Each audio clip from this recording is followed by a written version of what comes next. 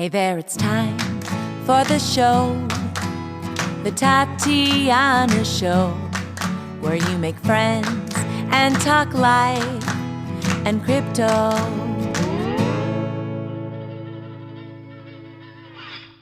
This episode of The Tatiana Show has been brought to you by eToro.com. You can trade in a wide range of assets, connect with the crypto community, and automatically copy top-performing portfolios at eToro.com. Quite simply, they have the top currencies, smart tools, low fees, social trading, all in one simple app. They facilitate over $1 trillion in trading volume per year globally. eToro makes powerful trading tools easy. Get started in minutes right now at eToro.com. That's eToro.com. So let's bring on Dionna. Let's bring in Kristen. What's going on, ladies? Welcome to the show. Hello. Some interesting conversation you guys are having earlier. I was kind of listening, like chomping at the bits because I have a little bit of a different opinion, but it was good hearing everybody's perspective. I love all the different sides. Well, I like that you have a different perspective. You've got Kristen Megan, who's also a former Army girl. I don't know if it's Army or some kind of Air Force.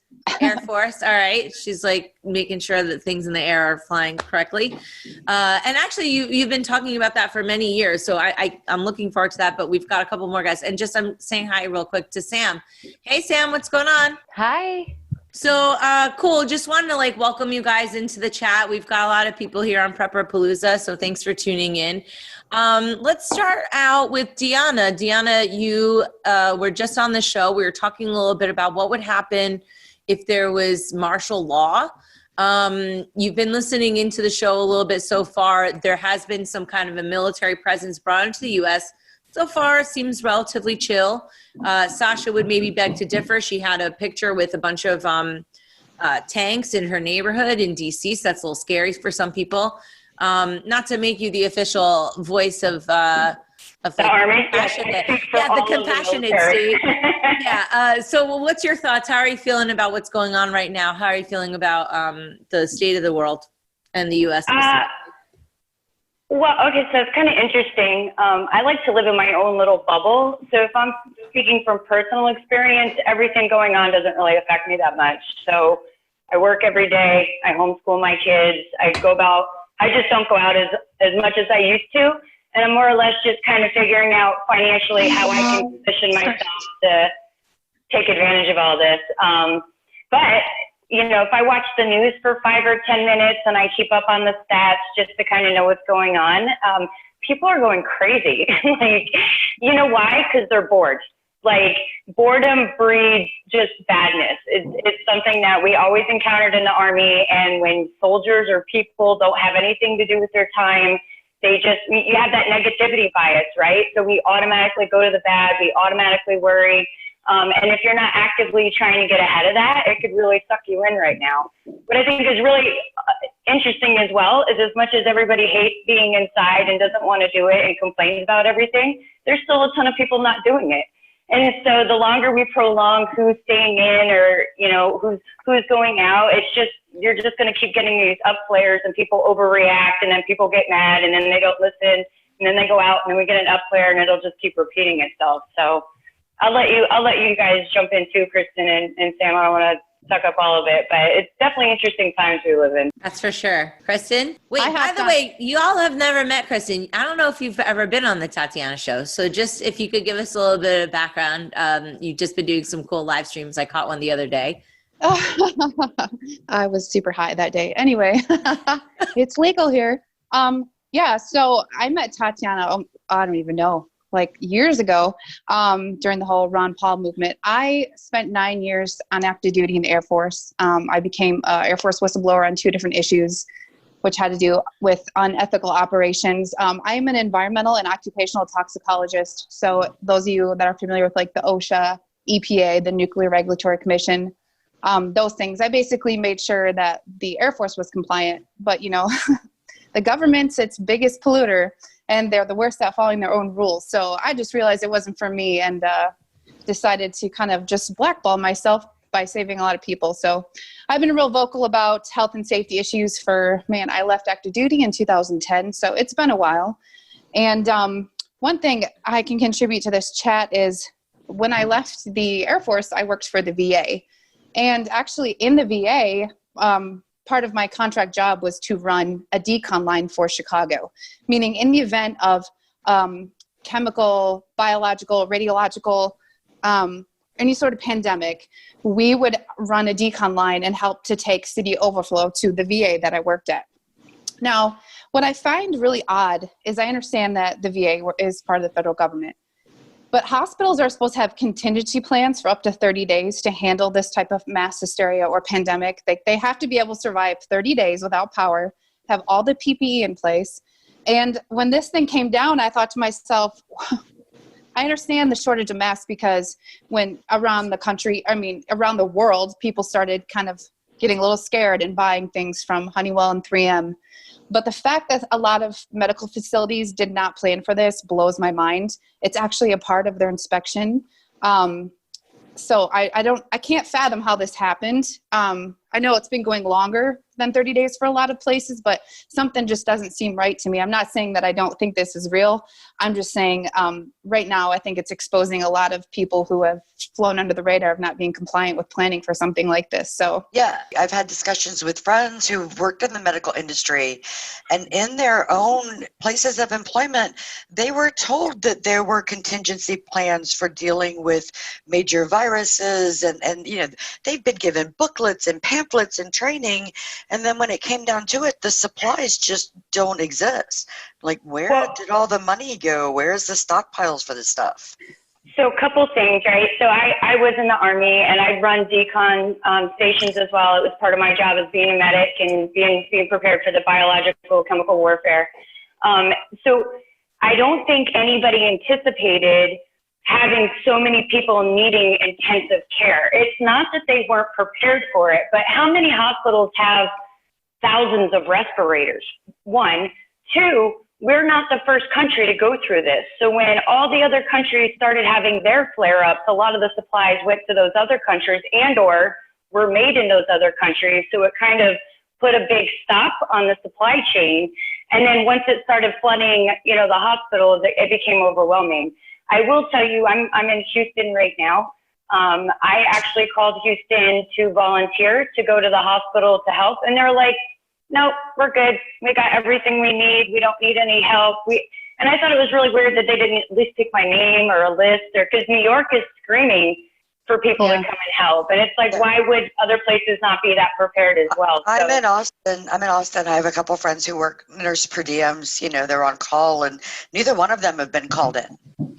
They're saying, you know, one of them is actually one is a trauma nurse and one is a respiratory therapy nurse, and neither one of them have said that the hospitals here are so overwhelmed or backed up with cases that their services have been needed anywhere, because they can obviously serve on any floor, intensive care, ER, whatever, and they just haven't been called in yet. I mean, I think that's really great news. Like, you know, you hear obviously about New York and LA and places that are really having trouble dealing with lack of PPE and lack of respirators or concerns about ventilators and staff, but those make headlines. It is nice to hear that some of these other larger cities just aren't facing those crises right now.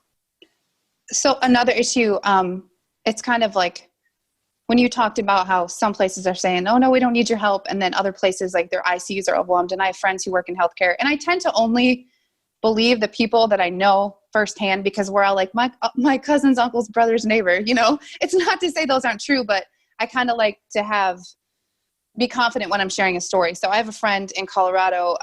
She's a pharmacist, and she works in the ER too, as manpower, and sees patients, and they have 2 people to a room, and hers went from like nothing to the 2 in a room within like 48 hours. But the multifaceted issue here is I always tell people, like, kind of zoom out and look in, because there's so many issues here. You're saying like some of the ICUs are so overwhelmed and they're not anticipating it, but you go back to the PPE issue.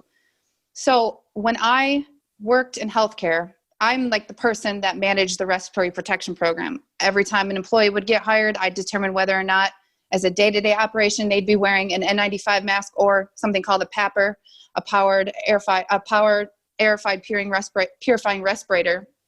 And PAPRs were for more people who just, you know, couldn't pass a fit test with an N95. And so we had so many PAPRs on hand for a pandemic. We had so many extra N95 masks on hand for a pandemic. They were there. So there's people that didn't have to wear them on a day-to-day basis. And then like if there's an influx of TB, something like that, they had them on hand. So it's like these people are complaining in healthcare about not having all these things. But my thing is they're blaming the government. And from someone who's worked in healthcare for 17 years, it's not the government's fault. I mean, the government is to blame for 99% of our problems. But why are these hospital administrators not doing what they're supposed to do, which is plan for these things? And I know people say, well, we can't anticipate this, but that's what you train for. That's literally what's training in healthcare. If you work in a healthcare facility that has referred to as like an industrial hygienist or an emergency manager in your hospital, that's what we're doing behind the scenes. So a lot of maybe employees don't know this is going on, but that's why those jobs, exist in healthcare.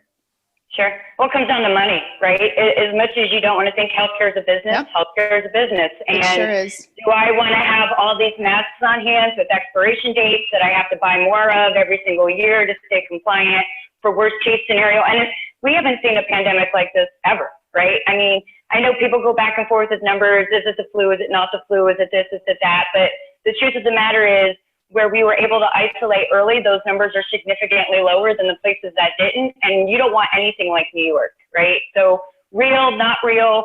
You don't want to be in a state, in a hospital nearby where you're looking at 30 or 50,000 people who need ICU capabilities. That's a nightmare for everybody. And my stepmom actually works in a hospital in Connecticut, and she's attested to what a nightmare all of this has been for personnel. And, Jersey got hit real hard. How you guys doing, Tatiana? You hanging in there? Jersey strong. Yeah. Woo, woo. Jersey got the sign is. I don't want to do the devil or like the Illuminati sign by accident, Yeah, the peace sign. That's a good one.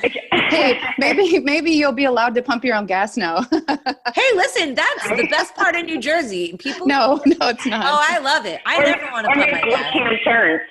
Left-hand turns are a necessity. I don't know it.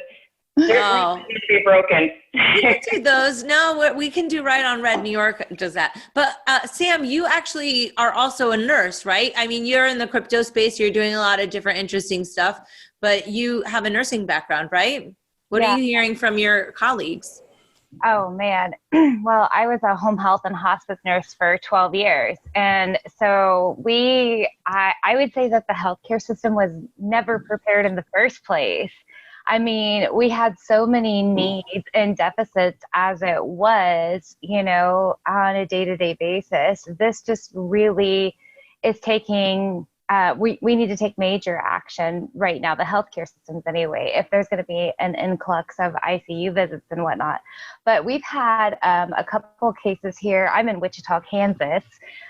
In Hillbilly Zone, USA. It's lovely here. And so our cows look fine outside. They all look great. And, but we've had a couple of cases here, and they're taking it so serious that actually nursing students are the ones treating the coronavirus victims.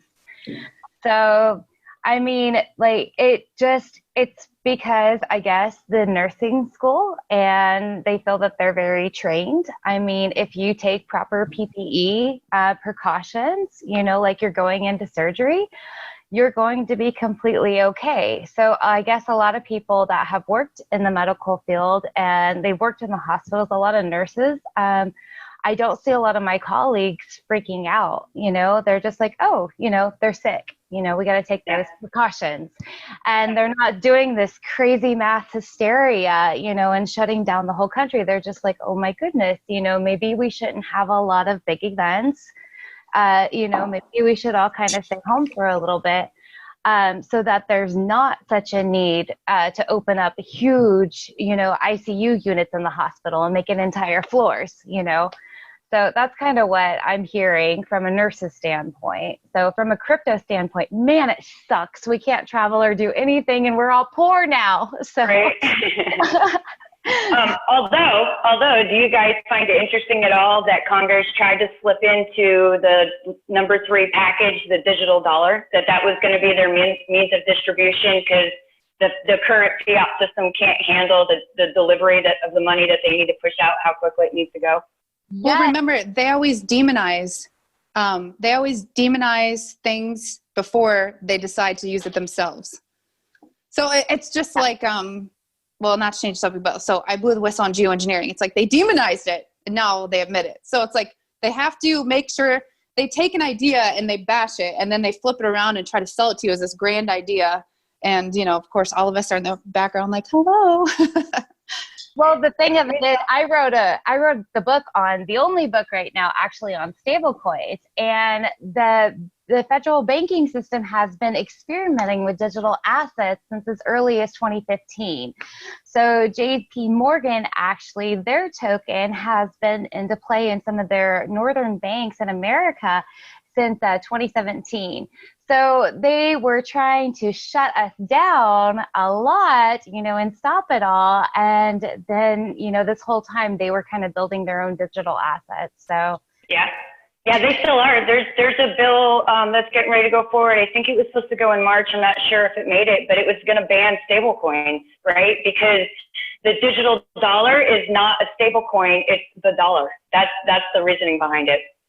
Yeah. They're going to try, but they're not going to be able to make it because there's so many, like they have hybrid backed.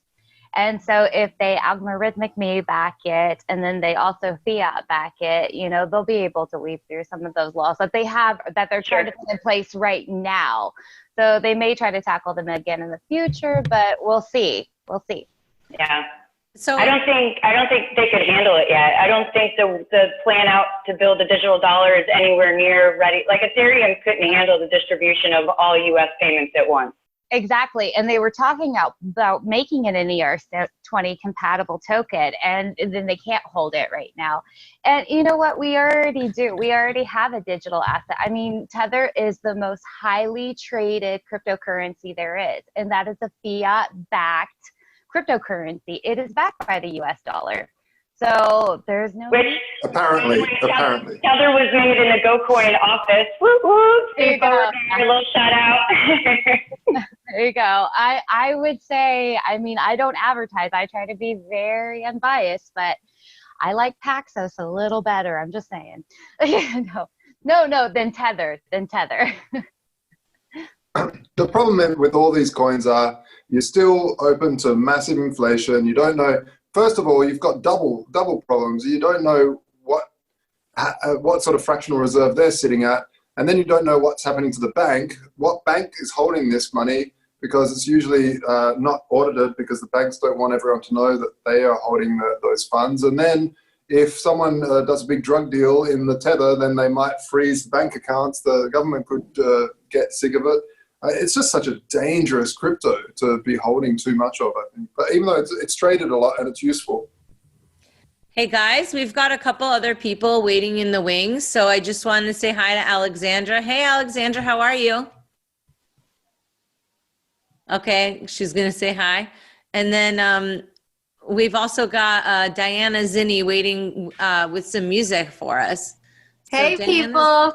Hey girl, are you going to play a live song for us? I will. I love listening to you guys talk. A lot of smart points. This is very enjoyable. Okay, so you want to play a song, or should we keep chatting and let you get set up? You ready to rock? Yeah, keep chatting. I'll get set up. All right, cool. Cool. And then Alex, are you in? I'm in, yes. Hey, beautiful. Look at your little collection of creatures in the background. They're also ready to be, you're quite prepared over there. What's the situation in Canada?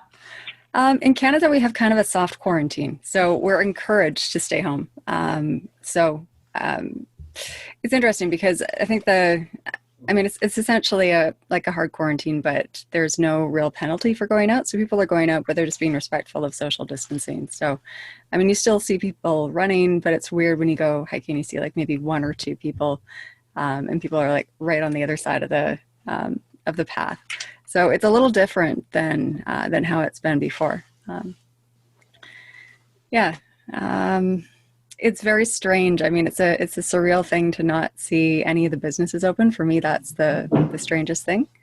But I don't know. I think I've worked virtually before, so it's not terrible. But it kind of is terrible. So I don't know. I hope it's over soon. Well, it's been one of the nice things about the quarantine is that, we've had a chance to catch up with our friends and stuff. And we've also had time to talk about conspiracy theories. And I feel like we haven't talked about enough of them. I really wanted this show to just do it hard. But okay, so that's why I'm gonna drum roll this one for Kristen, because chemtrails, all right, everybody's always talking crap on chemtrails, but I've been seeing them for a long time and they do seem unusual. The skies are much more cloudy. Lately, they're less cloudy. Now we've got 5G. People are saying they're secretly installing 5G towers. Maybe you don't know about that, but you do know a lot about chemtrails and you've gotten a lot of crap for talking about it over the years. And now the government is basically saying, yeah, but they're good and they're very nice for you and they make your hair grow, like whatever nonsense. It's for your benefit. So give us a little bit of background on that, and then maybe we can go into some coronavirus stuff. So take us down the red pill lane. I mean, I don't even know where to start. I mean, I know that geoengineering is real. I mean, we've been modifying the weather for decades. And I remember first trying to debunk it because it would have fallen under my job in the Air Force. I knew if it was happening that I would somehow be able to find out, but I was more offended by it. So I was trying to debunk it.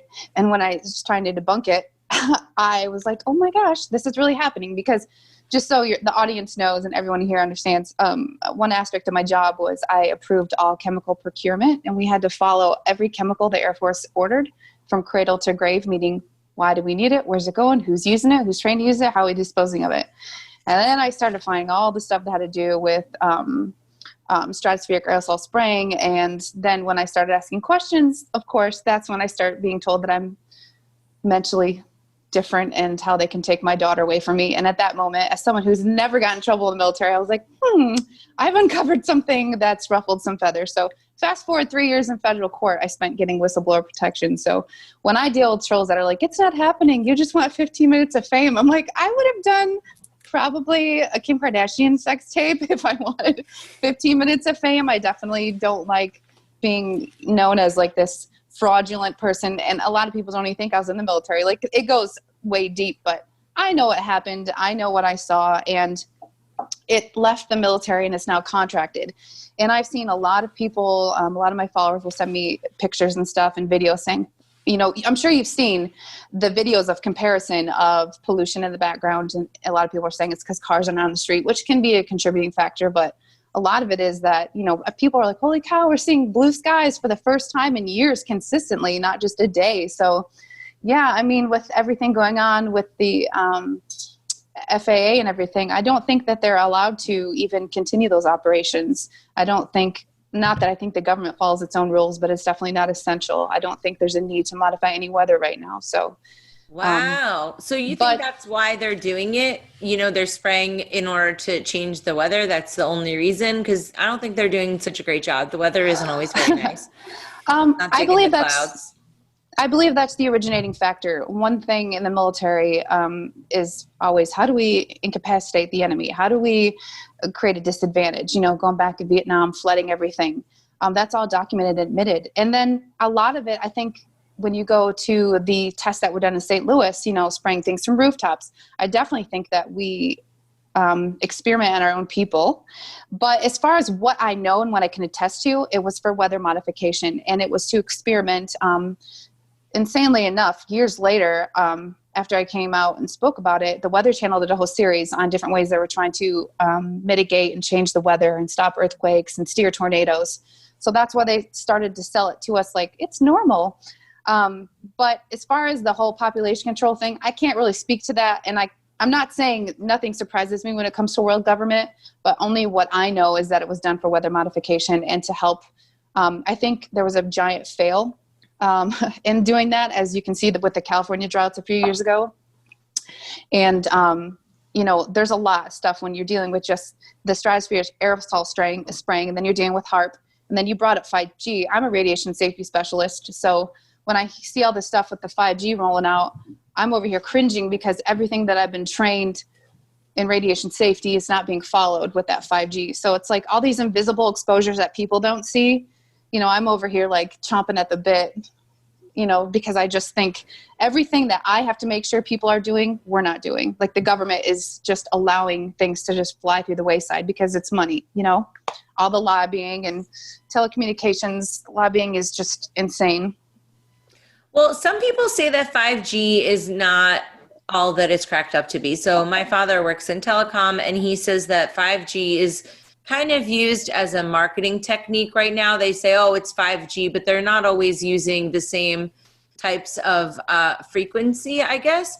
And then so there's not as many 5G rollouts as they're stating that there are, right? So when you get 5G at your house, I don't think that that's the same thing. You're absolutely correct.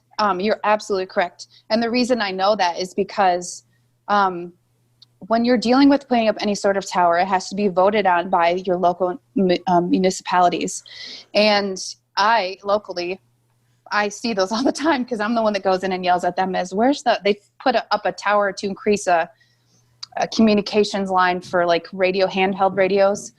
And when I talked about, where's the health studies, they had no idea what I was talking about. So that scared me. But all that stuff has to be documented.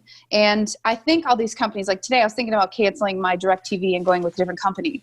And they said, oh, we're rolling out 5G. I'm like, no, you're not, because I can see where they're installed and there's none in my area. So what are you talking about? I think you're exactly right. I know it's harmful, but at the same time, I don't think the fear should be just there yet. And I don't think the whole 5G issue is related to these illnesses just yet.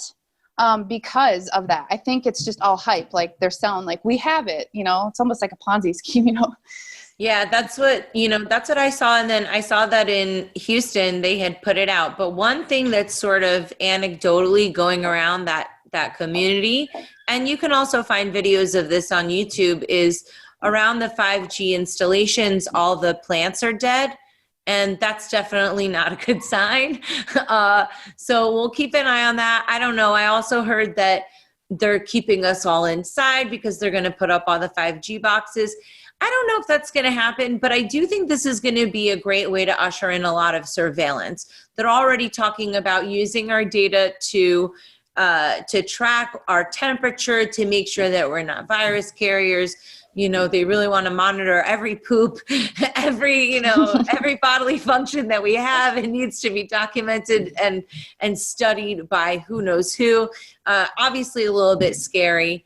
So I don't know. I mean, it's not very encouraging that they've gotten away with so many different things that people got made fun of for a very long time. Even the other day, I asked a question about 5G, which I think is a fair question. What studies are there to show that, the official one that people are afraid of, for example, that they have down in Houston, what studies are there? And then I'm getting trolled with tinfoil hat links. And I mean, you can tinfoil hat me all you want, but obviously there's something going on. And all the people that were worried about the New World Order, I mean, has anybody looked around?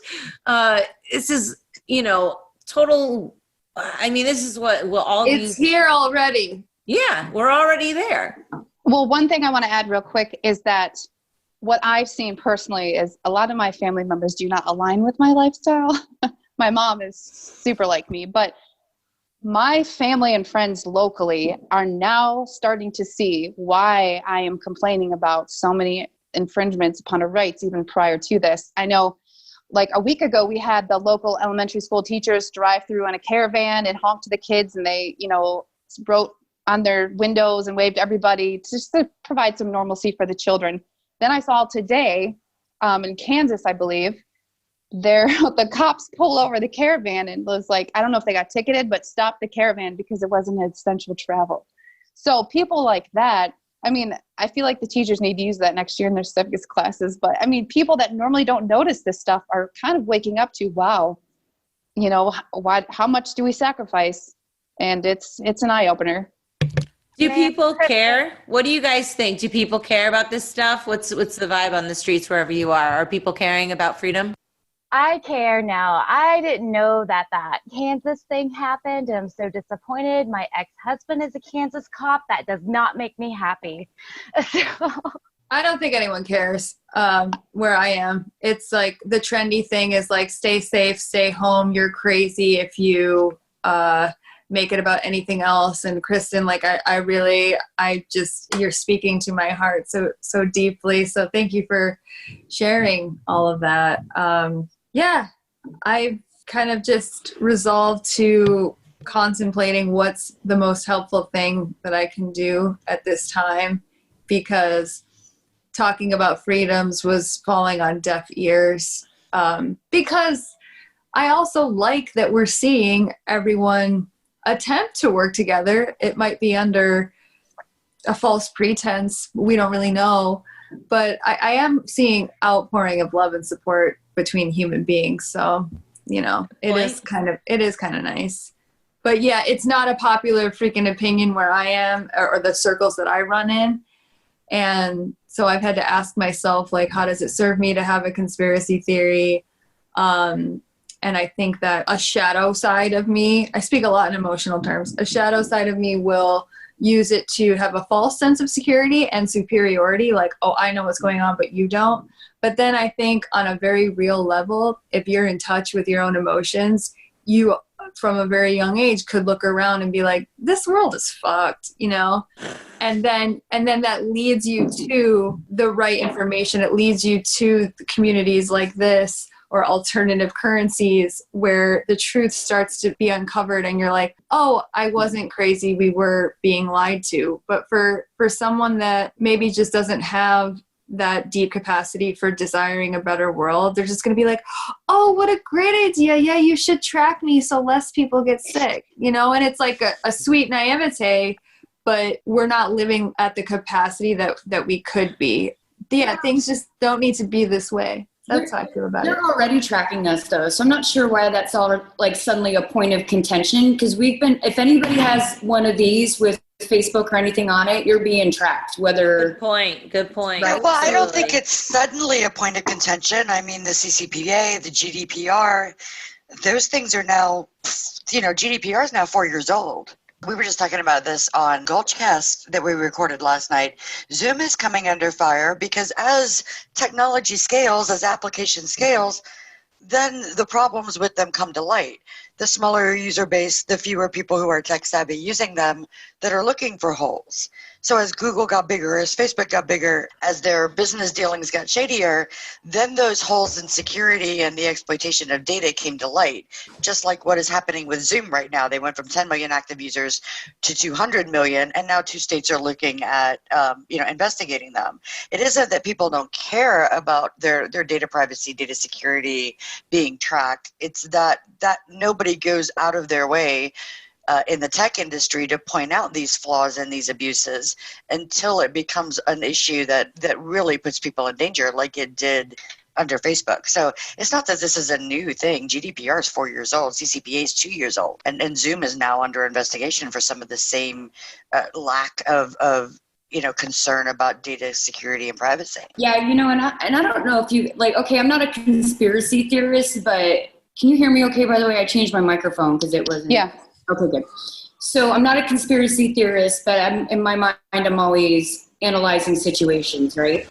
Has anybody talked about how vulnerable we are to an attack right now? Like, is it odd that TikTok is made from China and China let go of this virus and China is releasing their own cryptocurrency and we now have the majority of our medical assets pulled into certain locations? Like, our vulnerability to the rest of the world right now is probably the highest it's ever been. I mean, they could come at it from a technological point of view, right? They could hack our systems. They could shut down our internet. God forbid you stuck us in our houses and then shut down our internet. I swear to God, America would melt down, right? Like, or a physical attack. It just if we lost internet, everybody would lose their minds. They would go bananas.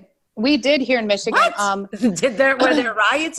I'm sure that I'm sure people have seen like the memes or whatever, or the background. I don't follow Q, but I mean, I get all the information fed to me. You should see my DMs. But anyway, people talking about we're going to have this outage, and then the National Guard knows about it. All this stuff. Well, anyway, I live in Michigan. Looks like this. I live here, and over here, the whole side of the state lost everything 2 days ago. I mean, there was an outage left and right. No power, no internet, nothing. For how long? For how long? It was like 14, 15 hours until they got it back up. But the thing is I can't say how I know this because I can't talk about a place I used to work. But when things happen like that, there's an explanation that's due to the governor of Hawaii it occurred, and it's not being publicized. So I thought that was strange. But one thing I wanted to dial back to was we talked about how does anybody care? So here in Michigan, we have all 3 exemptions for vaccines. And all the people who necessarily aren't all, it's fine. When you believe one conspiracy theory or it's proven true, you kind of like follow a lot of them. So there's a lot of people who are all about vaccine choice, but necessarily don't believe in other things like 9/11 or whatever. And so there's a huge, huge caravan going over to our state capital in Lansing with our governor, half a Whitmer. That's what we call her. That woman from Michigan, as Trump calls her. But they're caravanning to the Capitol on Tuesday to protest this because they're saying they're fearing that it's going to take away the vaccine exemptions and that before school resumes in the fall that they're going to take away some things. So again, how I talked about more people are caring now because it's directly affecting them. That whole crowd of crunchy moms, as they say, is pushing to make sure nothing is taken away.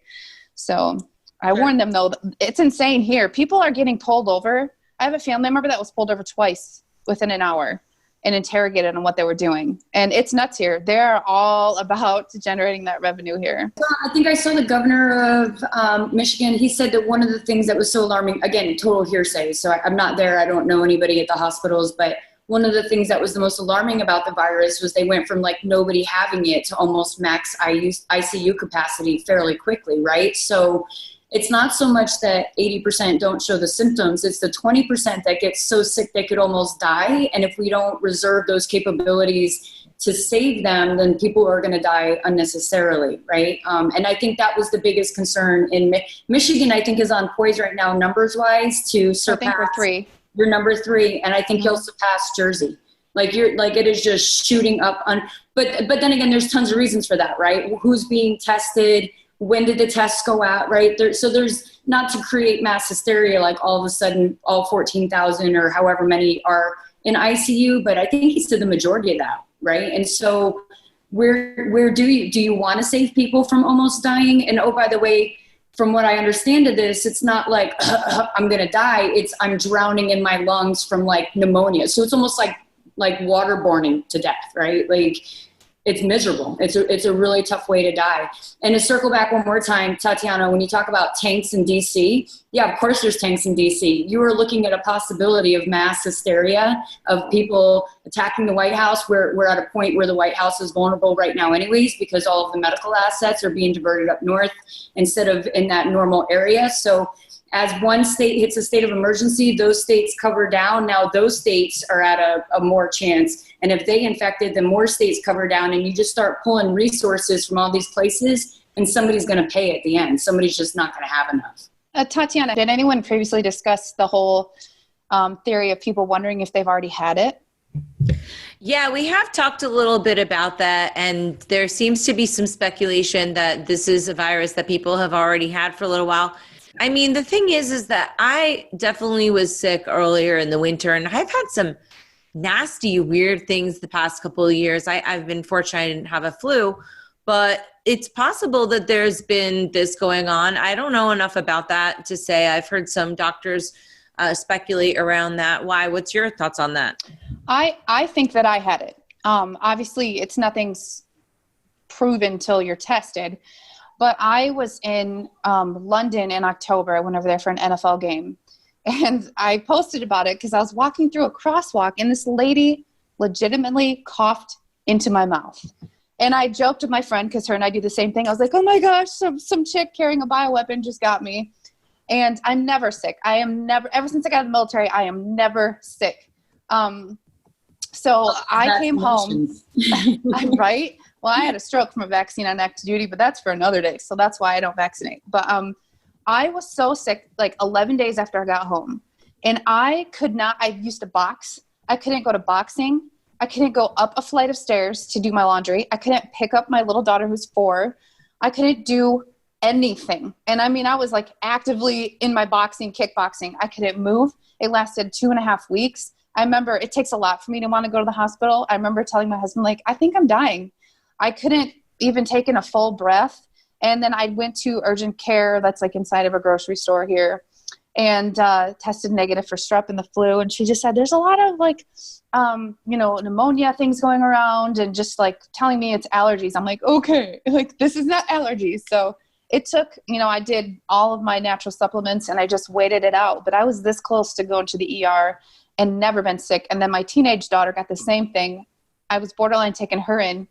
And she fought it quicker than I did. I don't know if it was the same thing, but based on all the symptoms I'm seeing, I'm confident I got it when I was in England. And then when I was in Scotland in December, I started seeing a lot of people already wearing masks in Scotland in December. I was going to say, when you and I were at Blockchain Week in Miami, a bunch of us came back sick. In fact, I went to the hospital there. And I was actually in the hospital for blood transfusions because my lupus had flared up. But so they didn't test me for anything like that. But I was on oxygen. I was super, super, super sick. And then there was a bunch of people like in our circle of friends in the blockchain industry that were all really sick with these symptoms, and they gave it to their families. And then hearing what I'm hearing from my nursing colleagues, being a nurse for 12 years, and they're just like, yeah, this is bad. It's like a really serious, a real bad pneumonia. For lack of a better, framing it, I understand that there's, it's catching on. But as far as like how the medical nurses are treating it, that's kind of how they're treating it. Highly contagious, but with those, implications on a patient. And so I don't know. I think a lot of us already did have it. And luckily, I've never said this before, but luckily I have an autoimmune disease. And so I've been on and off chemotherapy drugs for over 10 years and was on and off Plaquenil. And, they use that in coherence with the Z-Pak to treat this. And so some of us that do have autoimmune diseases have kind of built up that antiviral. And so maybe you'll see a lot of patients that were normally, sick and would catch on to these and get a lot sicker a lot quicker. They may be immune to it because they have taken antivirals. So that's something to consider as well. Yeah, I was actually just thinking, so Tatiana and I were in Vegas for Unconfiscatable at the end of February. You got so sick. You were like dying. It started, I mean, I was fine. Like I was fine for 2 days. And then right before I was getting ready to leave, I just started with this like dry, itchy cough. And I was like, wow, I'm really tired. And by the time that started at like 6 or 7 on Sunday or Saturday night, by the time I got home at noon on Sunday, I had 101 fever. I was exhausted. The cough was miserable. And I was in bed for 3 solid days. Yeah, I mean, and I guess, that's entirely possible that it could have been, but wouldn't have gotten, no testing for that because it was at the end of February. We were really just starting to talk about this thing. So who knows? I mean, I would love to get an antibody test out quickly because I'd like to go back to work and, like to find out that I'm immune and not have to worry about it. And I have a kid with a thyroid disorder. So, we're watching her really, really closely. But for the biggest thing for me, of course, is if I've already had this, I really want to get, the opportunity to get some of us back to work as quickly as possible. Yeah, I think everybody's definitely got to get back to work. I did want to say something about tell us your opinion. You're not as scared. I did want to mention about the vaccine part and the herd immunity. Dr. Judy Mikovits was talking one time on Ernest Hancock, and she really explained the process and how you cannot get herd immunity from a vaccine, but you can get it from natural means of getting the virus. So most of the people out there talking about herd immunity are mixing up the difference between a vaccine and naturally occurring immunity. Okay, fair enough. Jeremy, give us a quick link to your site because I know you're jumping off, and we've got a couple other people waiting in the wings. So I just want to give you a chance to plug it. You want me to type it in, or just go ahead and tell you? Just tell us what it is. So my music site is jeremymyers.info. Myers is spelled Myers, And my banjo site is Snowbird Banjo Company, or snowbirdbanjo.com. Awesome. Very cool. Thank you. Thank All you. right. So you're on the herd immunity. Emily, you're feeling what? Emily, do you think we should be locked down and vaccinated, or you think let it roll? Just go out there and get diseased? No.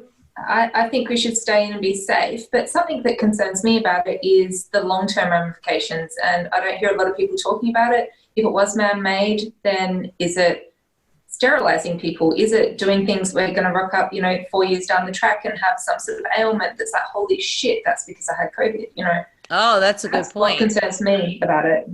What about you, Mike Salvi? Make us laugh, funny man. Make us laugh. Hi, Mike. Mike is taking. That's a lot of pressure. I know. That's a lot of pressure, man. Well, Mike is out in Philly, and there's been a lot of craziness going on in Philly that I thought would be really interesting to talk about. But first, make us laugh, funny man. Well, yeah, like I said, it's a lot of pressure right now. I mean, shoot, it's all on me now. Everybody's upset and depressed and freaked. I'm freaking out too. Like I'm home. I've been home too. I live with women. I got my wife, my daughter. Do you know what it's like to have, like, it's tough. It's not easy. It's tough, right? I'm the only, it's just me. Like, you know what's worse than a woman on quarantine on a period? A woman on quarantine on a period that has to Etsy some shit out of some T-shirts. It's not going well over here. It's dangerous. Help. I'm just kidding. It's not that bad. It's really not. I've come from, this is Prepperpalooza, so I guess we can all speak from, 10 years ago, I would have been fine. Like, I was ready 10 years ago for all this stuff to happen. And after a while, I just kind of burned through all my resources. I was just like, all right, well, I guess I'll just eat this rice now. Because 5 years have passed and nothing's really happened. Yeah. This was the problem I had, too. I had a whole bunch of shit, and then we ate it all. After a while, after 10 years, you're just like, I better eat this because I might as well just start eating it now. And I just finished all my prepper food like 3 months ago, so it sucks. I don't know what the coronavirus was doing. Like, all of us were at the head of the crypto markets, and we were all super rich in 2016 and 2017. And then it just seemed like everything crashed and the whole world got sick. There wasn't as many tech conferences back then. It would have been so much easier to suffer all of this right now, way back then, don't you think? I don't know. I really don't know. I could guess and speculate all I want, but honestly, this is the fact that, look, there's all these people that are on this call right now. And I was thinking about this. Maybe 10 years ago it would have been a little bit different, but imagine if this would have happened in 1983, like when we didn't have all this and, all the access to being able to question stuff. And at the very least, like figuring out how to prep. I feel bad for the people that haven't. I feel bad for myself. I don't have enough stuff to last me till the end of the year. But at the same time, You think we need stuff till the end of the year? Can you argue against it? Well, wasn't it having this conversation 4 weeks? Yeah, this is like some lonely ass shit, man. What the hell? I'm sorry, I don't mean to curse, but like, holy no, First of all, let me start by saying this. It's not gonna happen. I'm not a scientist. I don't know nothing. I'm a comedian. My job is to smoke weed and write jokes. Okay, so as far as what I think, this is all just me guessing. I would say worst thing that you can do is prepare to be in your house until the fall.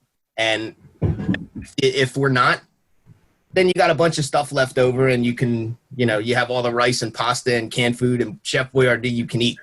This whole issue with the coronavirus has really been the pin that pricked the world economy bubble.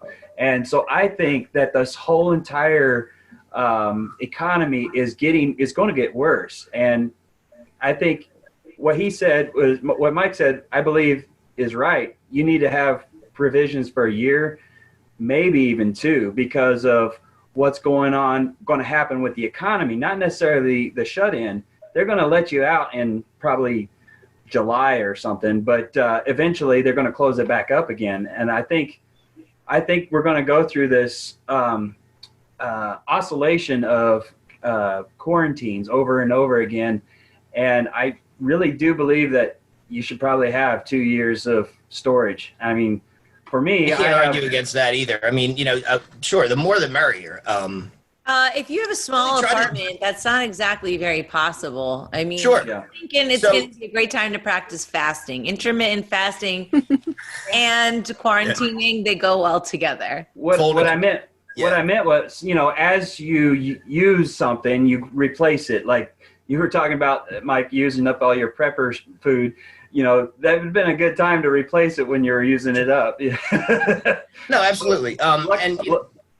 Luckily, I have 17 acres here, and I can go hunting or whatever, and I grow a garden and all that. So I'm not too worried about stacking up piles of food. I just grow it or hunt it. Well, that's great for you. Position. And sorry, I didn't mean to point it out like that. No, it's okay though, because I'll tell you what. Around. Yeah, but look, I'll bet you didn't win those in the lottery last night. For whatever reason, you have all that. Maybe you saw this coming a long time ago, and you're one of the, you're the ant that beat the grasshopper. Whatever. Like I'm somewhere between the ant and the grasshopper. I feel like I don't know. I'm somewhere in the middle. And fortunately for you, it's one of these things too where, we can talk the same way about the crypto market. When Bitcoin was like $10,000 and everybody's like, what, wasn't it a half a penny? Yeah. You just didn't get it then. And it's just like, it's not a matter of feeling bad for people, because the reality is there's a lot of people that might not know how to figure out how to make it till this Thursday. And if you're not figuring out a way, like while the toilet paper is gone off the shelves, there's still canned foods. People are leaving stuff, and I stopped making fun of them in my head. And it's just kind of like, all right, what can I navigate and get? How can I figure out how to can stuff? How's my time and money best spent? I'm already starting to kind of get used to things that I might be eating for the next month or two. I mean, realistically, if you don't see us coming out in August, I just don't think you're looking close enough. Regardless of whether this thing is real, made up, whatever. It's just I'm buying it hook, line, and I'm going to be really irritable. So what's by that point? I'm going to be really irritable by that point. Like, guess who else is going to be real irritable though? Everybody. So, it's this collective, like it's almost kind of keeping it regulated in a sense where it is self-regulating, because while I'm starting to go personally, when I start to feel my moments that I'm starting to go crazy, I know someone else is too. And I know I'm not the only one.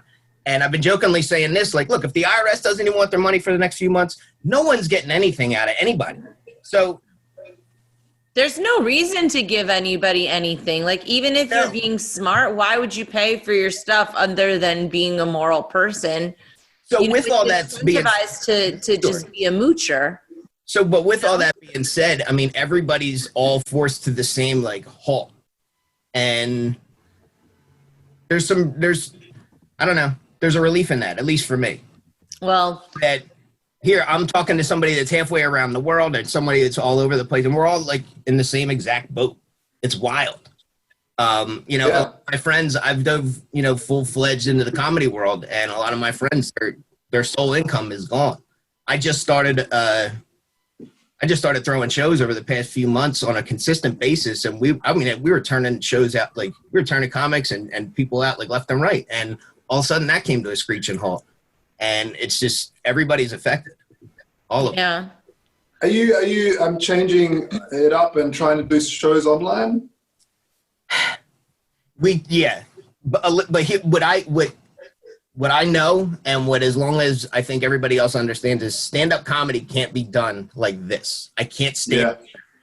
This isn't stand-up comedy. I can be funny. I can tell stories. I can maybe do live shows and interact, but it's not the stage. It's not being, standing in front of an entire group of people, all of them kind of having that same energy, that same vibe, and leaving with a live show, everyone feeling interacted. It's just not the same. So it's almost, in a sense, it's like a career change, because you have to go from stand-up comic to now, YouTube star or Instagram, star or whatever. And where's the creativity? Some people, are coming up with some great ideas. I finally kicked myself and I put 2 shows out yesterday or 2 days ago, just to get content out, just to get back involved. And when I saw that this was happening, I was super excited. I just happened to be talking to Tatiana. She's like, do you want to, I said, that thing Sunday? Yeah, I definitely want to be on. Like, it's just even this is just great to be around other people. But it's kind of fun, right? It's like we're all hanging out, but you know, Kenny in the room, he's saying you need the feedback of the crowd to see what is and isn't working.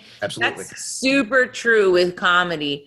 You know, with a musical performance, it's very disconnected. You kind of just play it and you don't see anybody's face, and maybe you get the little thumbs up things, but those are almost a little bit distracting and you're not really in the zone.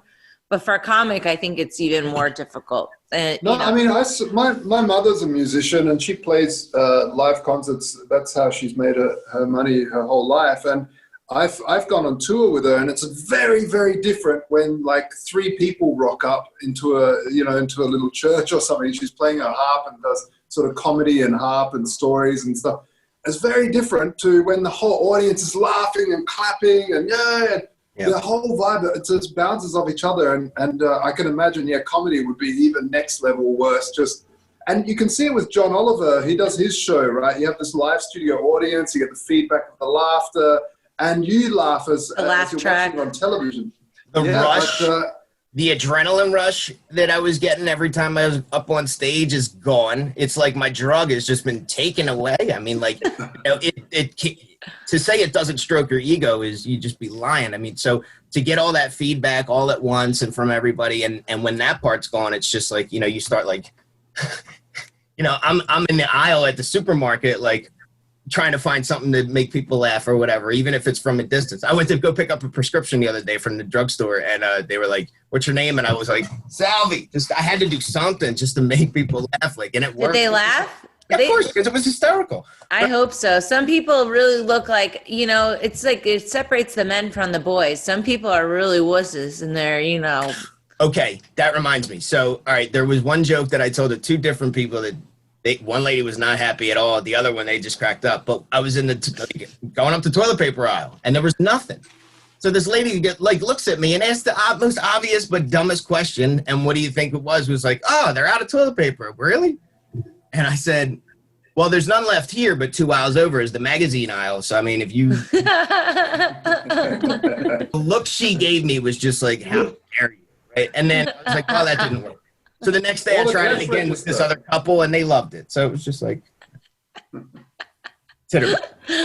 like that joke. I think it's been my biggest audience so far, though. Oh, wait. So, Mike, I was talking to a friend of mine about what's going on in Philly, because in California, they had this thing, I think it's Prop 47, and it made it not a felony if you were stealing something for less than $950. Okay. And it was intended to not crowd the prisons, but what it indirectly did was it kind of made it so people are now stealing up to $800 or $900, and they're not really getting into any trouble. And that's been plaguing California for a while. Now you're saying that there's a similar incentive being played out in Philly because they're preparing for riots. So tell us a little bit about what you've been hearing on the streets. This is an interesting perspective, and prove me wrong. This is a perspective. All right, look. National Guard is all over the country. So whether it's in Philly, I'm sure it's everywhere else. And here, like in Philly, for sure, they're not arresting people. So if there is a crime, I mean, the police, if they catch you, they will stop you and they'll write you up, and there's a warrant for you, and then you have to come to court. But they're not flooding the prisons. Mm-hmm. But essentially, so that means that the person's still out. They're not going to shoot looters. All right, they're just not. Could you imagine the headlines? That some woman was trying to feed her kids and had to steal from the local store down the street, and the National Guard shot her in the back, and she's running with grocery bags. They don't want that story. Right. That's bad PR. Horrible PR. So if the police aren't going to shoot, that means that the people are going to loot. And I didn't mean for that to rhyme, but it just happened. So we're just going to go with it. But so the more the people start looting, if you're a shop owner, forget Target and Walmart. Those are the big box stores. They're always going to be stocked. But everybody else, if you own a store, are you going to place a $5,000 stock item order for your store next week when you know that it's going to get all robbed? Nope. No. So that means if the store owners aren't going to stock up as much, that means that stuff isn't going to be there as much. So the fact that the grid is still up is a blessing. Keep that in mind.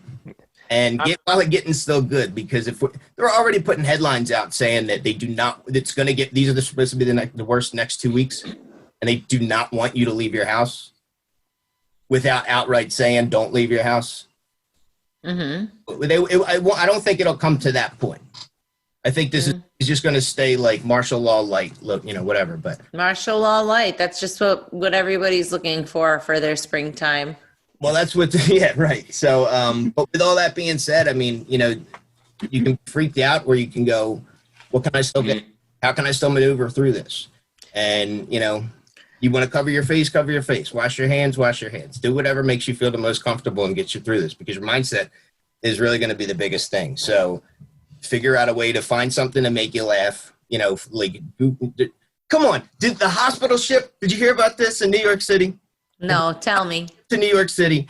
The military hospital ship, they brought it to New York City to make sure that there was no coronavirus patients were there, so that they could put all the non-coronavirus patients on this ship and free up the hospitals. And they sent 5 coronavirus patients onto the freaking ship. It's a ship. Then coronavirus kits that were sent from Luxembourg to UK had the coronavirus on the test kits. Oh, man. Wait, guys, we've got Leah Thompson in the room. Hey, Girl Gone Crypto, what's going on? Hey, doing great. How are you? Good, thanks. We've been chit-chatting it up. Leah was there when this all happened. Remember, we were talking about Prepper Mania, which now turned into Prepperpalooza. I can't believe what this has all grown into. I'm quite amazed by you, actually.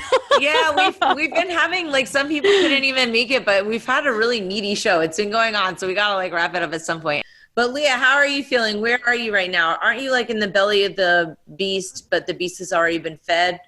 Yeah, that's a good way to put it. So I'm in the Seattle area. So we are definitely not as bad as New York in terms of cases and deaths and things like that. But we were one of the first places in the US to have kind of a big influx of cases. So, I'd say that things are fine for the most part. Like, one thing that's been encouraging is people are finally like not making fun of me anymore for wanting to stay home and, having stockpiles of food and supplies and things like that. So yeah, it's been interesting to see how quickly things have gone from people kind of making fun of you to being like, oh yeah, no, this is a big deal. And even just people wearing face masks, the amount has just grown exponentially in like days. So it's kind of crazy. Yeah, we're definitely seeing that. So are we going to talk about, our guns or what? Because like, we don't have to talk about what guns any of us may or may not have, but what do you guys think is going to happen with the whole gun thing? We're in the US, Second Amendment. What happened in New Jersey is that there's a gun place not too far from me, and I went in there and they said that they weren't going to close. And then just a few days later, they were closed, which is crazy because right now is when you want to have access to a gun. And they were very backed up with processing all of the different background checks in order to give people weapons. All the bullets are sold out everywhere. Do you think that we're going to see a need for guns? Do you think it's going to devolve into something violent? What if you don't know how to use a gun? I mean, do you think that that's almost inserting an even more violent element into the situation? I mean, there's a lot of different viewpoints out there on guns, but what do you guys think about that in this situation? Just real quick, there's already a need, because if people are buckled down in their house and can't leave, and if some people are prepared for stuff, like, look, people are going to rob each other. It's just going to happen. There's going to come to a point where it's desperation. It's already there in certain places. Maybe we're hearing about it, maybe we're not, but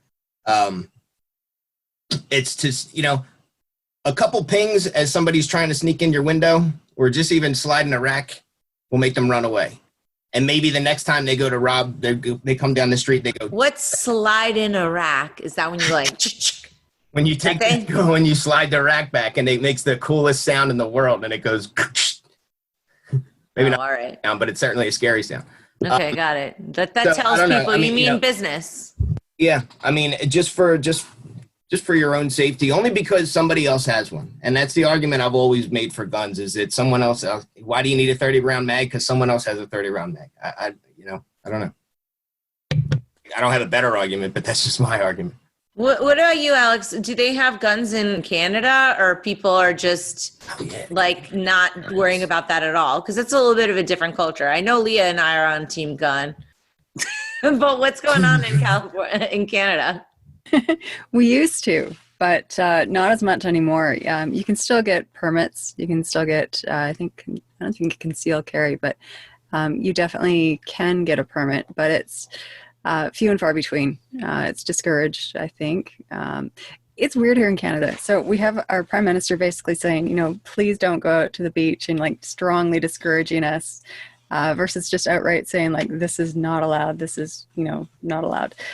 So people are asking like, what are the repercussions if you go out? And one thing I have noticed that's a little strange is I'm seeing a lot more police presence here, just in general. You're seeing a lot more police cars just in traffic, and you're not seeing as much traffic. So maybe it's because you're not seeing as much traffic. But yeah, it's a weird feeling. It definitely feels like there's a situation that's just about to snap.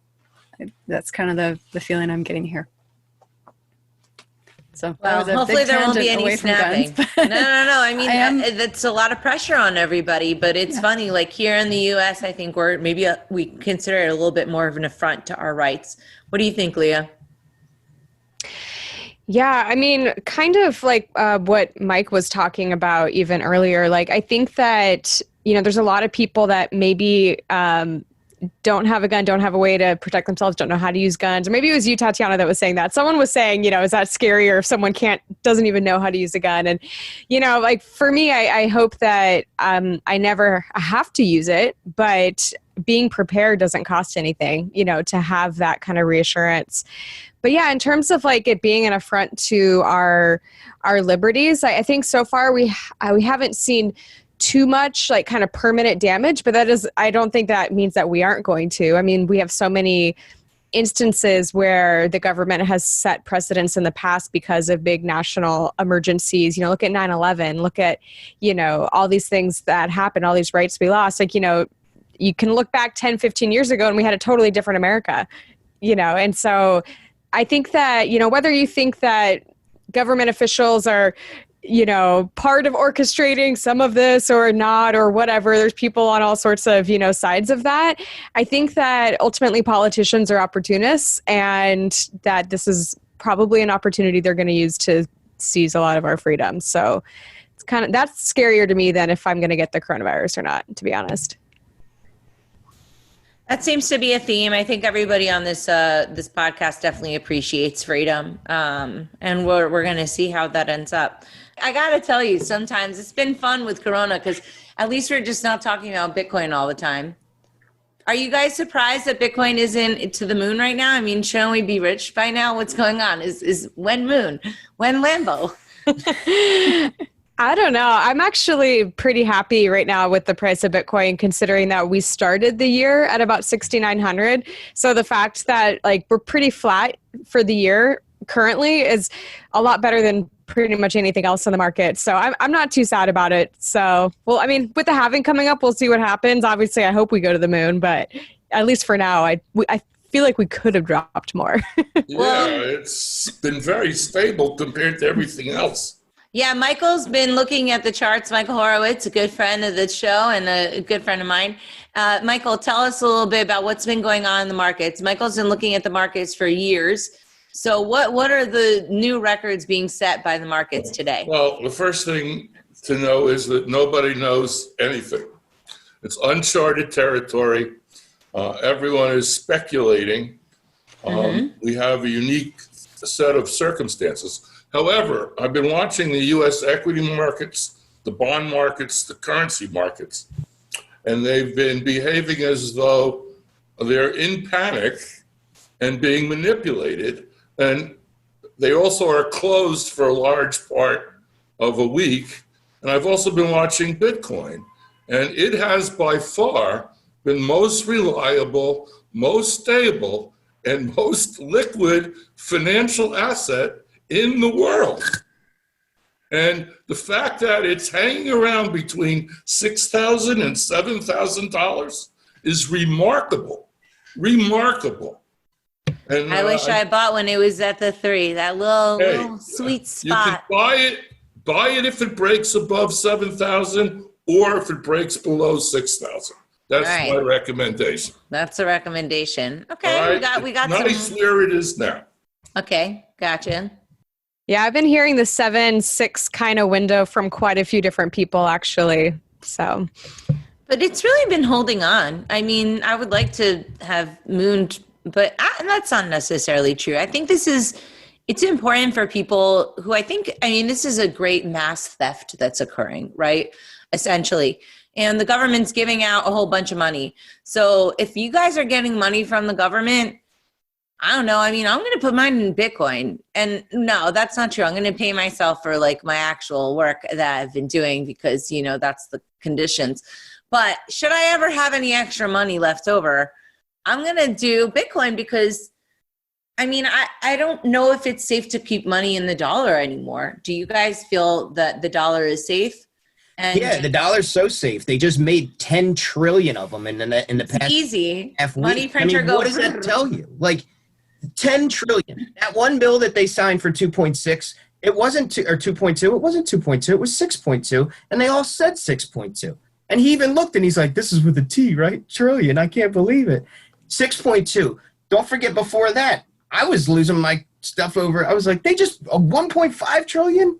And then they did another 800 or 700 billion before that. It was like, and then now he wants another 2 trillion for this. Like, and truthfully, here's the weird thing. And hear me out, I guess, when I say this, but it needs to happen. In order for that type of system to keep working, and in order for the that needs to happen. There's no other way to fix it. And what's proven that is the price of gold and the price of Bitcoin over the past, like, even though we got smashed just as hard as everybody, gold's still holding pretty freaking strong at 1,600. That's like, and Bitcoin, where's it at now? 6, 7, wherever the heck it's at. Like, somewhere in that range. It really could have been 6,700. Don't you think it could have been 35 at the least? I mean, it was just 35. 67, 69. So the fact that those two things are really like holding on, whether they're, they're not, they shouldn't be arguing. I swear to God, Peter Schiff is Satoshi Nakamoto. I will go. I troll him all the time on Twitter because I just think that's the best argument. Because if it's like Batman and Bruce Wayne. Bruce Wayne talks all kinds of crap about Batman, So I just think it would make anyway. But those two things alone are showing you that that's what real value is kind of holding on to for so much. Because once this 10 trillion really hits the economy, it's wait till it just all goes away. I mean, people are getting away with charging $50 for a bottle of alcohol. Like rubbing alcohol. And people are paying it. And there's the inflation already kind of coming from that. So it's just like price, whatever. I would put your money in crypto. I would put your money in something that you trust. And, I don't know. That's fine. I can give financial advice, right? I'm just a comedian. In case anybody wasn't paying attention, back on March 12th, Bitcoin hit the low of 4,144.45. And now it's back over 6,700. And right. It's bounced back just in 3 weeks. Back to that level, which is very encouraging as it's decoupled itself from the dollar. Sorry, US dollar, eat it. So I have a theory. It's kind of a left field theory. So I think, Bitcoin. You've come to the right place. Yeah, I'm looking for a good one. So right now, so US dollar is fiat based. So I had Haas on my show a little while back, and he had a really great way to say, US dollar isn't backed by nothing. It's backed by the US military. So that's an interesting way to look at it, but it's also debt-based. So what do you do if you want to rapidly pay off debt very quickly? You deflate the currency. Or inflate the currency. Sorry, I'm getting my directions mixed. But that's, I don't know, like if you were to actually pay it off, if you were to make it like just a tenth of what it actually is, the debt, then you could theoretically pay that off. So all of a sudden you've got more purchasing power and you've got an economy that doesn't have as much debt. So I don't know if that's something going on behind the scenes, maybe, but if you look at it at a really macro level, there might be something there. And if you look at you probably have to deploy other countries to do this and other holdings in other countries. It sounds like batshit crazy, but that's my theory. Well, the inflation, I'm very much afraid of wheelbarrows of cash like the Weimar Republic, but it does solve the toilet paper problem because rather than pay $1 for a roll of toilet paper, just use the dollar. I just thought I'd have to say. But there's a lot of viruses on those dirty dollars, so There's a lot of thank cocaine God. on those dollars too. Yeah, that's true. This is true. It could be a party. Crypto is contactless. I don't think it'll ever get that bad, but I don't know if there is a way to save the economy. I could see this being a lever for sure. Well, think about when they they keep saying that cash is very dirty, and there's plenty of truth to that. So there's all these excuses to use digital money, and it's just like every time I feel like I'm like, digital money. Hi, it's Bitcoin. It's been here. What do you mean? They don't need to do that. Like, we've had it. Mm-hmm. Bitcoin, you can't get sick from that. You can't transfer nothing. It doesn't go digitally. It's like, yeah. Even using credit and debit cards, the scanners, they're all plastic and glass. That leaves the virus on on that reader for a long time, and you have to touch it. It's all touch screens now. Yeah, I hate that. I tried to use my Apple Pay. You got to touch that dirty little screen, the little dirty little crummy thingies. They don't even give you any kind of. Yeah, that's why New Jersey's the greatest state, because you don't even have to pump your own gas. I'm not exposed to coronavirus when I go to the Sunoco or whatever. It's going to be bad, though, when all the gas station attendants end up with the corona and are in the hospital. Hand you that credit card. Man, yeah, I mean, the dollar is pretty dirty, but I mean, so is the government. That makes sense. The inside and the outside. I don't know why, Oh, there's Jordan. Hey, Jordan. Hey, guys. How are you? Hey, bud. What's happening? I just had a wild and crazy morning at the Page House, as always. Sounds rock and roll to me. We're just waiting on you. That's all. So, guys, welcome to the show, Jordan Page. Jordan is my oldest music Liberty friend. He is what were we? We have like a little thing going. Where'd you guys meet? A Bob Dylan, Joan Baez thing. Actually, we did not meet at your thing, did we? I know you didn't, but guess where you became best friends? Where did we become best friends? At became best friends. Yeah, so Mike Salvi threw the biggest gig that I ever played. It was a rally. They were all there for me and Ron Paul. So no, it was really cool. It was like over 4,000 people in the pouring rain. It was so effing cold. We were in Philly. Me and Jordan got a chance to play there, but we had actually played for the first time just a few months before that. And then we played all around the country together. So I'm really happy to have you joining us. I remember a conversation Jordan and I had once, and it was like, hey, Jordan, what's going to happen in the FEMA camps? Do you think they're going to put us in the FEMA camps?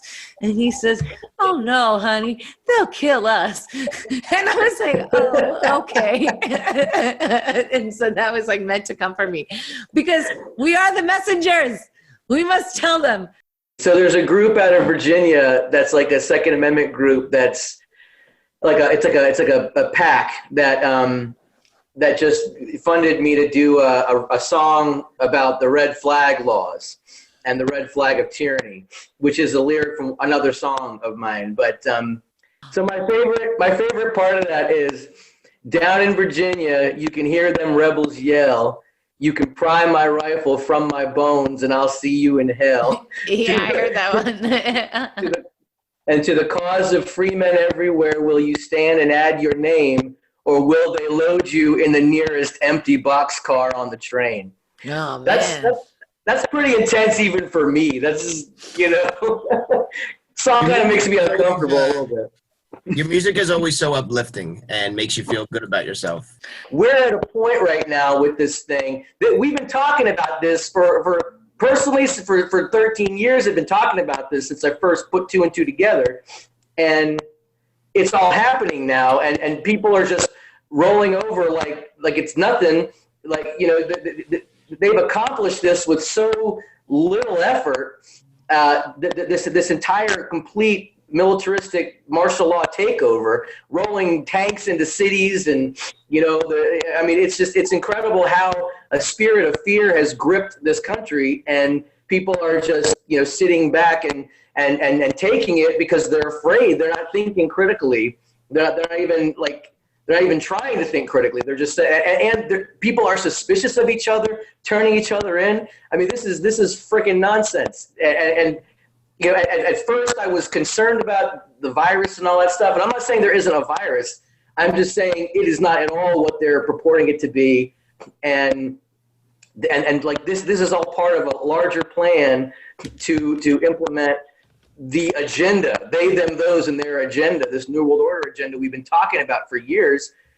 It's happening now. So either people are going to stand up and resist this, or we've already lost. Every battle is won or lost before it's fought.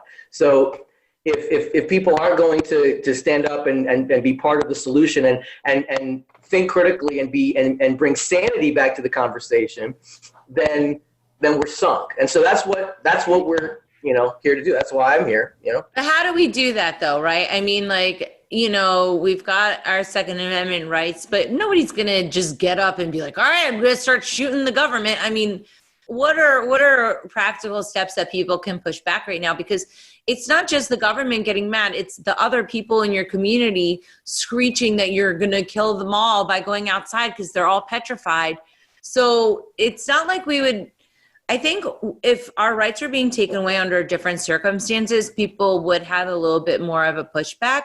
But there's so much hysteria that is justifying the usurpation of our rights. And I'm not really sure that leaves the numbers in our favor. So what would you say? Like, how do you push back against that?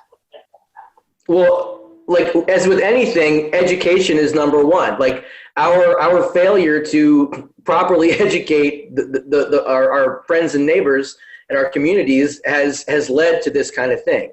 But honestly, I think that so many people were waking up, millions and millions and millions of views on really, really like good documentaries that really show what the plan is, what they're trying to accomplish, what's going on with 5G, what's going on with all these different angles, with glyphosates, with fluoride. People are chemtrails. People are figuring it out. And more people are not vaccinating their kids now because they're starting to see that that there is more and more people that were vaccinating their kids now have vaccine-injured children, myself included. We are not anti-vaxxers, we are ex-vaxxers because we have a child who was injured by a vaccine. And that prompted us to learn what was really going on.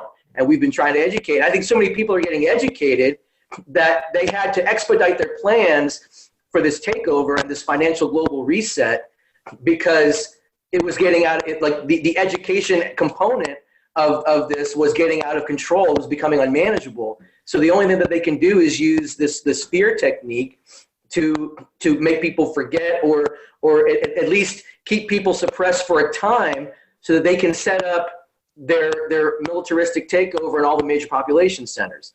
We have to continue to use the avenues at our disposal of social media, internet, communications to share what we're talking about, to share the histories here. People aren't reading history books. This has all been done before.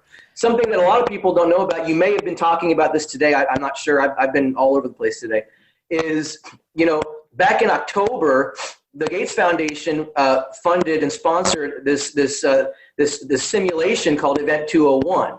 And that showed a high-level simulation of what would happen with a coronavirus pandemic. There's lots of coronaviruses out there, but what would happen if a coronavirus became a pandemic? It was killing people, and it was a simulation paid for by the Gates Foundation. The following month, Netflix comes out with a series called Pandemic, in which Bill Gates is presented as the savior of humanity with the vaccine. It's all, they want you to get the vaccine. They want to shoot shit into your body. It's all about control. And maybe, for the uninitiated person, maybe I sound like a cuckoo bird, but if you do just a little tiny bit of research, you find all this stuff checks out. It's all there. You can watch Event 201 on YouTube right now. Go check it out. The patent for the coronavirus vaccine was granted in November, the same month that Pandemic came out, the month after Event 201. And then December, January, we start seeing coronavirus everywhere. These people, they don't care if you know what they're doing because most people won't believe it. They just believe whatever reality that they're spoon-fed. Give me more Fox News. Give me more CNN. And that is their reality. And so it's our job, to break that programming. They call it programming for a reason. So education is number one. And leading by example. People mainly learn children especially learn by example. And if you don't act afraid, then they won't be afraid. You know, so we have to be standing up now as conscientious objectors to this buffet of lies and propaganda and control, and be unapologetically unafraid and speak facts and truth to people. And in some people it will help, and with some people nothing will help, because they're so hopelessly indoctrinated that they will fight to protect their cognitive dissonance. We don't need everybody to be on our side. We need a percentage of people to be on our side. The Revolutionary War was fought with 3% of the population. That's where the whole 3%er movement, came from, was that statistic. Well, it's interesting right now because we do have a lot of ways to reach out to each other. But at the same time, I mean, I personally am pretty frustrated with what I'm seeing on YouTube. I'm sure some of the folks here on the channel have all experienced getting kind of shadow banned or having crypto content just straight up ripped off. Any of the content that I used to watch, I can't find anything interesting even on Facebook or on Twitter or on YouTube because it's been scrubbed. So it's very frustrating to try and take the time to create educational material like we all do, and then yet not get it anywhere because you can't even trust the numbers that you're getting given by any of those platforms anyway. Lots of people who have hundreds of thousands of subs are getting 2,000 or 3,000 views on their videos. Something's wrong. And it's very disheartening because I find a lot of people, arguing and fighting online, and I'm not, into that. I could definitely do that too. But I don't think that that's getting us anywhere. What do you guys think? Anybody else in the room have any opinion? Like, are we making any impact by having Facebook fights? Ultimately, no, I don't think so. I think it's good to keep putting out, good shows and good interviews and things. For me, I always host everything. So we host everything on our .org site. And I think the more people, it's good to showcase things on things like YouTube and Facebook and other channels and Twitter. But it's really important to own your own content. That could be shut down as well, but it's not as easily shut down. And if people know that they can consistently go to a web page, then that's at least a little bit easier. And you can always spoof your IP too if you need. Right. And incidentally, just real quick, Luke Mulks was on the show very early on. He lost power out where he is in San Francisco, but he's from Brave, the browser. And so that's another option for people if they want to be using that and they're thinking about not only privacy, but also content creators. They've created a lot of incentives there with their BAT token that I think are like that whole community that they're creating through Brave, I think is really compelling because it is people who are already a little bit woke. And I really like their use of a crypto. I don't think a lot of these projects that have implemented. Yeah, the BAT token. Right. Yeah, that's cool. Oh, it would be the BAT token. Why? Because you like Batman? No? You're not plugged into this shit at all. No, the coronavirus is supposed to be came from. Oh! Yes. Protection from coronavirus. It's like a secret benefit to those who invested early. They're immune. All connected. All of it. It all comes back. Bill Gates behind it. What do you think, Leah? Are you getting censored out there? What do you think? Because your content is very friendly and cute. And that's why I love it. Sneak my stuff in. Yeah. You know what's interesting? Yeah, I mainly just do like interviews and different things. So yeah, my content I would say is like maybe a little bit more like it's going to fly under the YouTube radar a little bit easier. But that being said, just because I haven't seen a ton of shadow banning on these centralized sites, I'm fully preparing for it. And so kind of like what Alexandra, you said about having a website, I host my content on my own website. I use multiple decentralized platforms. So I'm sharing and building my bodies of work on all of these platforms as well. And so actually kind of randomly enough, the only place I've been censored is by Justin Sun on steemit.com recently. So really? What did he censor you about? What did you do, you naughty girl? What happened? I know, I'm in a fight with Justin right now. No, I'm just really kidding. That's exciting. I won't get into all the details of everything that's been happening with Steem and Hive, but basically some of the kind of OG Steem people that moved over to Hive and were kind of vocal about it, he's just been removing our content from Steem. So like Wait, I thought the whole point of Steemit was that you can't remove content. That's literally the whole thing. Yes, right? except that now he controls all of the witnesses, and so it's technically centralized now because all of the witnesses are run by him. And so, oh wow, that's terrible. That doesn't sound good. Who it's approved completely that? centralized now. Yeah. So, Wait, what did Ned say about that? Is Ned Scott down with that? I know Ned. Ned was on the show very early on. So sorry to like devolve into the Steemit son drama, but so Ned actually sold Steemit to Justin. And so that's what started this whole snowball of so events. are people mad at Ned? Because I mean, he should be able to sell it, or no? Why would he not be able to sell his own business? So the core issue is that there was all of this Ninja Mind, like pre-mined stake. And so that was earmarked for community development. It wasn't ever supposed to be used to vote governance. And so that's how Justin was able to centralize the chain, because when he bought Steemit, he had all of that stake and he was able to vote in all of his own witnesses. And so it was so much money, it was so much steam that he was able to take control of the chain. And so it's not necessarily that like Ned couldn't have sold it, but he didn't even disclose it to Justin that there were certain like limitations that were supposed to be on that stake. And it's a whole rabbit hole of mess, but whatever. We've got coronavirus to worry about. Forget about these censoring platforms. That's disappointing to hear. I like Steam. So, and you know, a lot of people, they got a lot of big mouths to complain about these social networks. One of the guests I wanted to have on the show today was Aaron Nakamoto and Kingsley Edwards. And I really like their Flow app, but it's hard to get people onto those alternative sites. Jordan, what have you seen like as a musician? Do you think that your message is welcome? Loaded question. Is my message welcome? It's welcome with people that can handle it, right? I mean, I've kind of been a little quiet for the last couple of years because I've been focused on building some other stuff.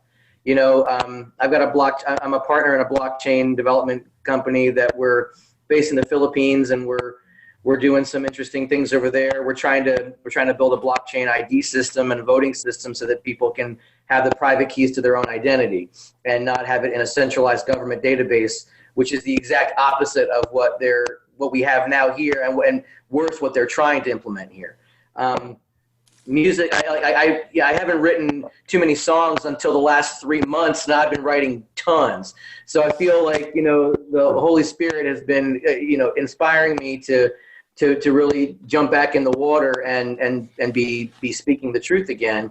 I have a new song that I'm putting out called The Hour of Change that I think I sent to you. And that's going to be the next song that I publish and put out. And I'm hoping that will, I think that's got such a universal message of hope that it will be less polarizing than some of my other material. If anyone's familiar with my stuff, I take pretty hardline stances on some things. And but Hour of Change is really like in this tumultuous time of uncertainty and deception and fear, you know, like we've got to lay those burdens down and you know, stand for truth. And you know, there's the line in that song that says, you know, though the world may descend to darkness, I will stand here unafraid, because the time of testing touches all in the hour of change. And that's what we're going through right now. I don't know that life is ever going to be like it was before. I don't know if the powers that ought not be are going to let it. I mean, I have small children, and I don't know that they're going to ever remember a time before all this nonsense of social distancing and fear and control and, you know, lines out the door to get into Trader Joe's. And, you know, I mean, I don't know what they're going to face, but I know regardless of how my message is received, I'm going to keep giving it because it needs to be said. Well, until they take us to the FEMA camps. They ain't taking us to the FEMA camps. I know. That's why I said that's like, you know, that's the time when it's like over. I wanted to shill. Wait, Alex wanted to shill something. Go for it, Alex. Sorry. So shill's probably not the right word. So Blockstream Satellite is someplace you can go, and you can, for like literally pennies or like tiny sats, you can, through the Lightning Network, put out some of your content. So you can actually put up pages. So the episode I recorded with Adam Back, with the help of Gribbles, I put the page up on satellite. So it's people that are pulling down from the satellite network can get that. It's way back, but it's a good way if everything fails to be able to at least share information. Oh, wow. It's kind of old school internet. So just go to you need to know how to do that? Like, do you have to be a computer geek in order to figure this out or what? It's really straightforward. Go to blockstream.com, click on satellite, and it's 4 steps. And you just need to have a Lightning wallet set up. And it's literally like the equivalent of 2 cents to be able to post a link. So. All right, that sounds kind of fun. So basically the aliens will be listening to Jordan Page Jams. Got it.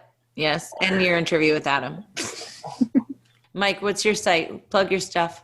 MikeSalvi.com. Very difficult. The Mike Salvi everywhere. The Mike Salvi, not just some other chump ass Mike. There's a lot of Mike Salvis, but I'm the. Okay, got it. Alexandra, what's going on with your podcast? Tell us really quick. Sure. So Advanced Tech Podcast, and that's advance with the D on the end. It's all about moving forward. It's more around emerging tech, Bitcoin, artificial intelligence, machine learning, distributed systems. So we've had some interesting guests up there. I've also recently launched my YouTube channel, which is the host channel. So under Alexandra933, which is where you can find me on most platforms. Otherwise, Advanced Tech Media or Advanced Tech Podcast. We've got about 3 years worth of material if you want to go and listen. Yeah, definitely. That's some good stuff. And I just listened to your interview with Mir, so I really enjoyed that. So yeah, everybody make sure you check it out. So is there going to be a new album anytime soon or what? I mean, is there even a point in putting out an album these days? Like, what are you going to sell, like $4 worth? I mean, music is such a drag. Excuse my language, but I don't know. Like, do you feel motivated to put out a record? Do you think there's like a place for that in these times? If there's ever been a time for someone like me or you to put out an album that tells the truth and is meant to inspire people, it's now. More than any other time that you and I have been making music together, and as long as we've known each other, there's never been a more important time, I think, than right now. Right, but how do you get it out there, right? That's the question. I wonder. I worry about our channels of communication being controlled. I'm gonna put it out there on like Alex was talking about owning your own content. I'm gonna put it probably out through my site, I have a distributor, that I put all my stuff out through. It'll be on iTunes and all that stuff, but I'm probably just gonna put it out there and people can pay what they want. There won't be like a set price. They can have it for free. They can give me $20 if they want to. They can give me $1, like whatever. I think we're kind of past the point where I'm that worried about like making money, with the music. This is about something bigger now, and just we need to inspire people. And so I'm gonna right now I've got 3 songs recorded. I've got another one as soon as this recording studio opens back up from quarantine. I'm gonna be in to do that Red Flag song. And I've got several others that I've written recently, and I got some in my bag of tricks that I've been wanting to record for a long time, and I'm going to try to put out an album as soon as possible. Right on. That's what I want to hear. I'm working on mine. I don't know. I don't feel that motivated to write like a Save the World song at the moment. It's strange, but it's definitely inspiring times. So I think that there's going to be a lot of good art that comes out of this time. I just hope more people hear it. Guys, I've been doing this Prepperpalooza for 4.5 hours. It's been so fun. Thank you all for coming. Any final words from my remaining prepping buddies? Yes, I have something. Hemp seed. I'm also a hemp farmer, and I've been growing hemp for 3 years. And I've come to understand a lot about this plant. And one thing is that hemp seeds are a perfect food that you can actually live on in a scenario if there's famine, if there's no food, you can eat hemp seeds and live. You're not going to enjoy eating hemp seeds, but you'll live eating hemp seeds. So if anybody, I have a website, dreamweaverhemp.com. My farm is called Dreamweaver Farms. It's an homage to my wife and I. When we met, I had the Dreamweaver Love at First Sight song happening in my head when I saw her. And so we named it Dreamweaver Farms. And dreamweaverhemp.com and I'm selling hemp seed as a survival food as well as for planting. You can take 1/8 of a pound of hemp seed and plant an acre and get 500 pounds of hemp seed in one season. So as a survival tool, that I would highly recommend hemp seed. I'm stocked up on hemp seed, but I'm selling it. Do you make rope and fabric from that? You can make helicopters out of hemp if you wanted to. The first car was made out of hemp. Hemp can be you can process hemp so it's as strong as steel. You can make anything out of hemp. So yes, you can make rope, you can make clothing, you can make houses, you can make furniture, you can make literally anything out of hemp. Ventilators, cigarettes. Sure. Cigarettes. Yeah, you can pack cigarette casings or roll pre-rolls with hemp flour and smoke it, and you don't get high like Salvi, but you get medium for sure. Why is Salvi the representative of all now? Right. Like you're just a Salvi. What did I do? Yeah. Salvi's. Runs in the family. What do you want me to do? All right. Well, this has been fun. Prepperpalooza has been brought to you by the Tatiana Show. Thanks so much for coming to Prepperpalooza. Go to thetatianashow.com for more shows. Go to Proof of Love Cast to open up your heart and listen to some relationship podcast stuff. Make sure you go and check out Alexandra's Advanced Tech Podcast. Michael Horowitz, he's not podcasting. He's just hanging, making magic happen. Look out for Volta Markets coming down the pike. And Jordan, one more time, where's your website? Where can people get your music? JordanPage.net, JordanPage.net. That's where you can find my music and music videos and whatnot. And DreamweaverHemp.com is my hemp farm. Right on, everybody. Keep that hemp alive. Keep the hope alive. Stay safe. Don't get all crazy. Spend some money. And don't give your germs to other people. Thanks, everybody. We love you. Mwah. Bye now. What's the point of all this technology without a little love in our lives? Our hosts, Tatiana Moroz, Dr. Stephanie Murphy, and Lauren Kasovitz, have come together to bring you Proof of Love. Go to proofoflovecast.com.